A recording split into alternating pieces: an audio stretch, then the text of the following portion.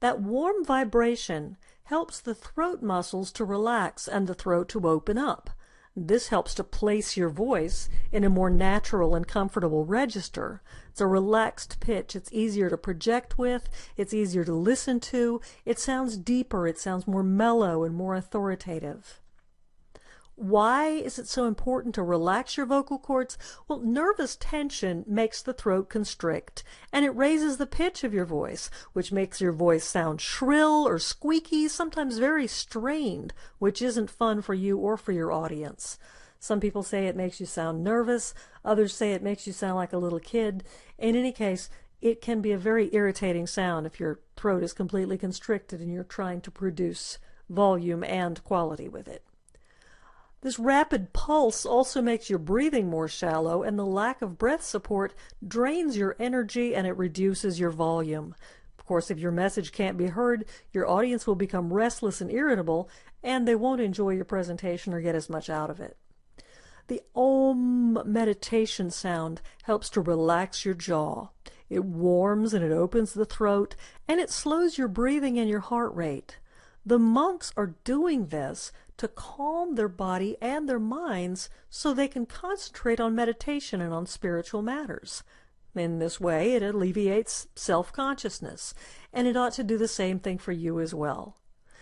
Now, of course, you don't have to assume a yoga pose. You're simply going to use this Om exercise to relax your throat and to slow your breathing before you prepare or before you rehearse your presentation in order to get the most out of your rehearsal. You might also want to use it in your office before the meeting to prepare. Number 2, yawn. And then yawn again. This is another way to relax the throat, to stretch your tense jaw muscles, and to relax. You want to yawn several times, intentionally, deliberately. You probably don't want to do this in a crowded assembly or while your CEO is on the podium or a coworker, but you can do this discreetly without opening your mouth, and it'll help to relax the jaw muscles and to relax your throat. This yawning opens your throat and helps to regulate the breathing. It also slowly stretches those tense jaw muscles. Then the warm air relaxes the vocal cords, and all of these aspects are important in producing sound and in relaxing the vocal apparatus in order to function without cracking from nervous tension. Number 3, pull your head up as though it's being drawn up by a cord from the ceiling, and pull your shoulders down. A lot of people feel the tendency to hunch up their shoulders when their nerves set in. And this causes the shoulder, the neck, and the chest tension, which restricts your vocal power and your breathing. This tension can be prevented if your shoulders are pulled down and held back slightly. Pulling your head up and your shoulders down also helps to elongate the neck and to stretch the throat and the jaw. It helps to open the chest and allows you to breathe more deeply, which is also very relaxing. Some people, in order to avoid eye contact with their audience, tend to drop their head and look down and try to bury themselves in their notes. But they're making two major vocal mistakes. They cut off the passage of air, which makes it harder to breathe and project sound. And most of the vocal power is headed down. It's going into the carpet or into the lectern. You don't want to do that. It cuts off far too much of your vocal power and your volume. Number 4, breathe. Breathe slowly. This will take practice, but the benefits are amazing and they're almost instantly recognizable. Again, inhale slowly on a mental count of 10, hold the air in your lungs for a count of 8, and then release it slowly on a count of 10. Exhale again on that Om tone. Your chest should expand a little more with each inhale, and your exhale time should extend a bit more as well. What you're doing here is stretching your lungs so that you can hold more and more air, and the more air your lungs are holding, the more power you're going to have because of the breath support that you're developing behind the voice.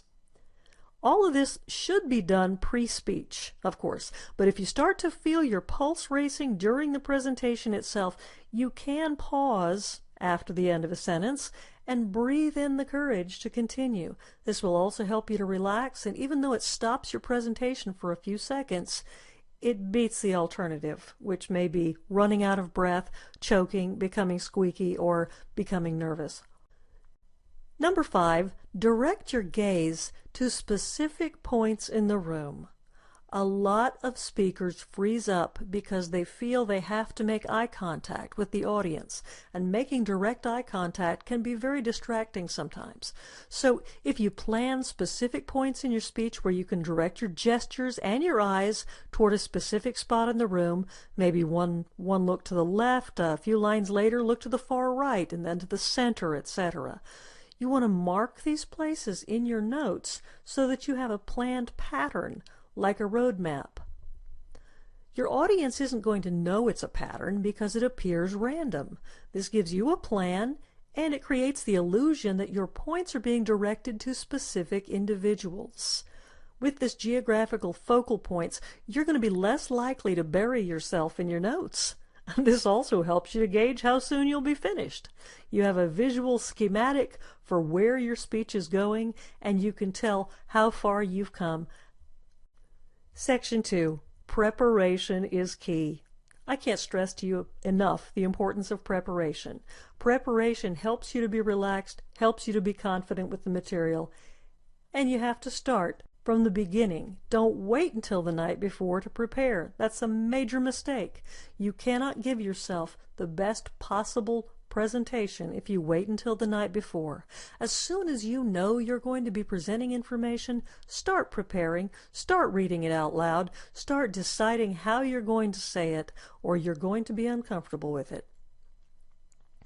If you want to be completely relaxed and completely confident, you have to be completely prepared. There's no excuse not to prepare, and there are many methods to use. Number 1, write out a script for yourself. Write it all out, including the transitions. Now, you may think this sounds like a no-brainer, but you'd be surprised at the number of people who think they're going to wing it. And then they disappoint themselves, they forget information, they gloss over things that should have taken more time with, and eventually they regret having not written it out. This also helps to eliminate those awkward ums and uhs and you know and see what I'm saying and all those other filler phrases. You don't have to memorize the speech verbatim, but planning makes a tremendous difference. Number 2, once your speech is written, get a friend to look over it. Get someone you trust to take a second look. Of course, you've been thorough, you've proofread the material, and you know your stuff, but you may have left out an important phrase. Something you know so well you didn't think it needed to be written may need to be in there just in case. And this step helps to catch poor word choices as well, and areas that might be unclear for your listeners. So if you have a friend you can trust with it, turn it over to him or her. Get some objective feedback. Number 3, consider recording it so that you can hear yourself saying it out loud. This helps you to notice the sections that need more emphasis, a little different inflection perhaps, a little bit more stress, more natural sounding language, or maybe some more support material. This also helps you to become more aware of your own vocal quality, and it allows you to make adjustments. Practice using, not reading from, your visual aids. Nothing says unprepared like a speaker who reads their PowerPoint or their flip chart. Also, if you're reading that PowerPoint or your flip chart and those things are up on the wall, then your voice is going up to the wall and your audience isn't getting the full benefit of your vocal power. You need to be very familiar with any text points or any visuals so that you refer to them or indicate them for emphasis rather than relying on them to make your presentation for you. Practice doing this so that you won't be flustered by it later.